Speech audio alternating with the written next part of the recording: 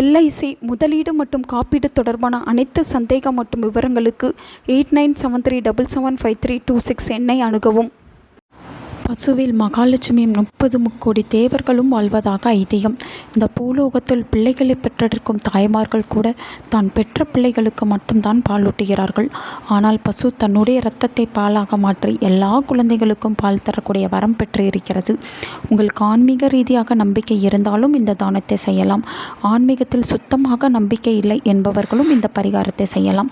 விவசாயிகளுக்கு உறுதுணையாக இருக்கக்கூடிய குழந்தைகளுக்கு பால் கொடுக்கக்கூடிய ஒரு வாயிலா ஜீவன் என்ற அடிப்படையில் இந்த தானத்தை நீங்கள் செய்தால் சிறப்பான பலன் உங்களுக்கும் உங்கள் குடும்பத்திற்கும் கிடைக்கும். உங்களுடைய வீட்டு பக்கத்தில் பசுவே இல்லையா, நாங்கள் எப்படி தானம் செய்வது என்று நீங்கள் கேள்வி கேட்டாலும் அதற்கு ஒரு பதில் இந்த பதிவில் இறுதியில் நான் தருகின்றேன். அதோடு சேர்த்து மாட்டுப்பொங்கல் வைக்க நல்ல நேரம் என்ன என்பதையும் சேர்த்து பார்த்துவிடலாம். இன்று பசுவிற்கு நன்றி தெரிவிக்கும் வகையில், அதாவது நாளைய தினம் 16/1/2026 மாட்டுப்பொங்கல் கொண்டாடவிருக்கின்றது. பசுமாட்டிற்கு சர்க்கரை பொங்கல் வைத்து அந்த சர்க்கரை பொங்கலை பசுமாட்டிற்கு கொடுப்பார்கள்.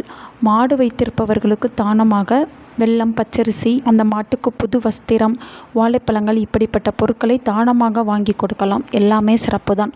மாட்டுப்பொங்கல் வைப்பதற்கு உகந்த நேரமாக காலை 9:10 மணியிலிருந்து 10:20 மணி வரையிலும், மதியம் 12 மணியிலிருந்து 1:30 மணி வரையிலும், மாலை 6 மணிக்கு மேல் எப்போது வேண்டுமானாலும் நீங்கள் மாட்டு பொங்கல் வைத்து மாடுகளுக்கு பொங்கலை வைத்து வழிபாடு செய்யலாம். எப்படி நீங்கள் வழிபாடு செய்தாலும் சரி, நாளைய தினம் நீங்கள் கொஞ்சம் கோதுமை மாவு அல்லது முழு கோதுமையாகவோ இந்த இரண்டில் ஏதாவது ஒரு பொருளை வாங்கி பசுவிற்கு தானமாக கொடுப்பது சிறப்பு. பசுமாடு அன்று நிறைய சர்க்கரை பொங்கல் சாப்பிட்டு வயிறு நிரம்ப நிம்மதியாகத்தான் இருக்கும். ஆனால் அந்த பசுமாட்டிற்கு அடுத்தடுத்த நாட்களும் தீவனம் தேவைப்படும் அல்லவா. உங்களால் முடிந்தவரை 5 கிலோ கோதுமையை வாங்கி பசு வைத்திருப்பவர்களுக்கு தானமாக கொடுத்தாலும் உங்களுக்கு புண்ணியம் சேரும், கர்ம வினைகள் குறையும் என்பது ஐதீகம். இது தவிர நீங்கள் பசும் சாப்பிடும்படியான வேறு எந்த பொருளை வேண்டுமென்றாலும் வாங்கி தானமாக கொடுக்கலாம். அதில் எந்த ஒரு தவறும் கிடையாது. சில பேர் வீட்டு பக்கத்தில் பசுவே இருக்கவே இருக்காது, தானம் செய்யக்கூடிய வாய்ப்பே இல்லை. நாங்கள் என்ன செய்வது? நாளைய மாலை பூஜை அறையில் விளக்கு ஏற்றி வைத்து விடுங்கள்.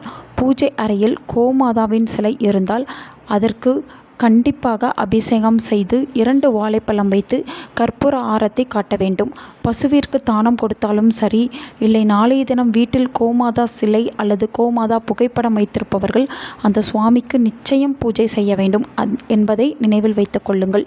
பூஜை அறையில் நின்றபடி கோமாதாவை மனதில் நினைத்து கொண்டு ஓம் காமதேனுவே நமக, ஓம் காமதேனுவே நமக, ஓம் காமதேனுவே நமக என்ற மந்திரத்தை 27 முறை சொல்ல வேண்டும்.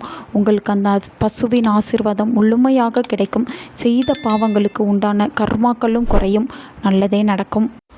உங்கள் நண்பர்களுக்கும் உங்கள் உறவினர்களுக்கும் இந்த வீடியோவை ஷேர் பண்ணுங்க. அவங்களும் இதை பற்றி தெரிஞ்சுக்கிடட்டும். ஆன்மீகம் டிவி தமிழ் சேனலை சப்ஸ்கிரைப் பண்ணுங்க.